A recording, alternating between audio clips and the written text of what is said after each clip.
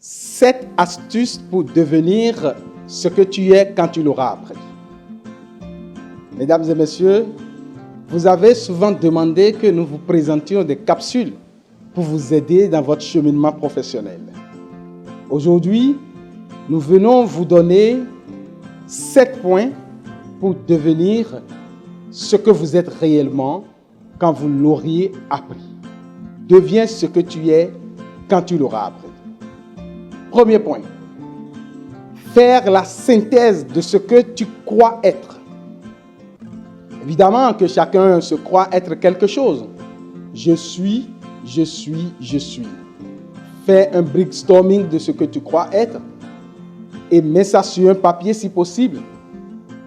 Fais un résumé de ce que tu crois être. Que peux-tu? Qui es-tu? Que veux-tu?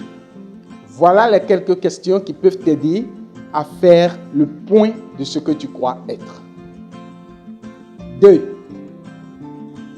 Éprouve ce que tu crois être.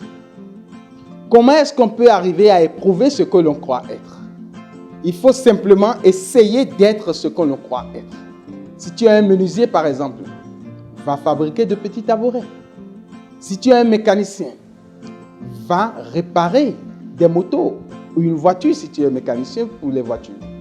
Si tu es un comptable, va chercher à tes essais auprès de quelqu'un pour faire la comptabilité, pour être sûr que tu es réellement un comptable.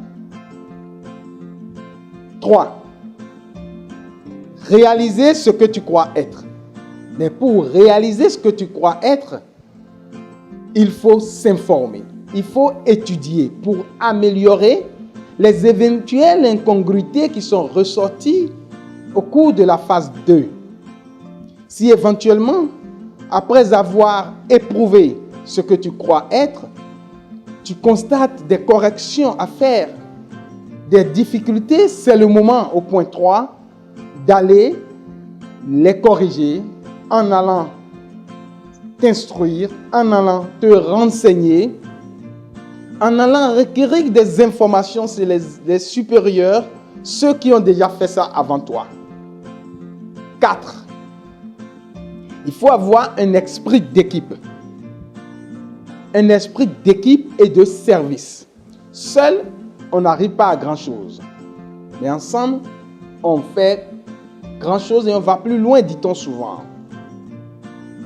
Lorsque tu crois être quelque chose et tu finis par l'éprouver peut-être au point 2 et tu réalises ce que tu as éprouvé au point 3, au point 4, si tu ne te mets pas en équipe, tu finiras par faire peu de chemin et tout ce que tu as fait finira par s'écrouler.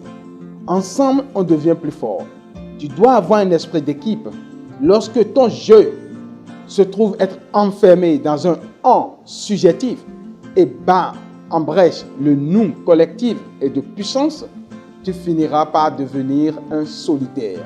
Tu n'auras pas la chance de te distinguer dans un monde aussi difficile professionnellement. Alors, avoir un esprit d'équipe et de service reste capital pour quelqu'un qui veut réaliser réellement ce qu'il est. 5. Contribuer à la production de la richesse sociale. Si tu arrives à faire quelque chose et tu ne contribues pas à la richesse sociale, tu ne produis pas socialement, alors il reste encore du chemin à faire. Deviens ce que tu es après que tu l'auras appris, a-t-on dit.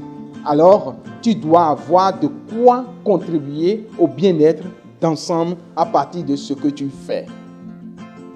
6 points. Au 6e point, il faut arriver à satisfaire ses besoins grâce aux fruits du service qu'on rend. La satisfaction de ses besoins grâce aux fruits du service rendu. Si ce que tu fais ne te permet pas de vivre et de faire vivre ta famille, il reste encore du chemin à faire.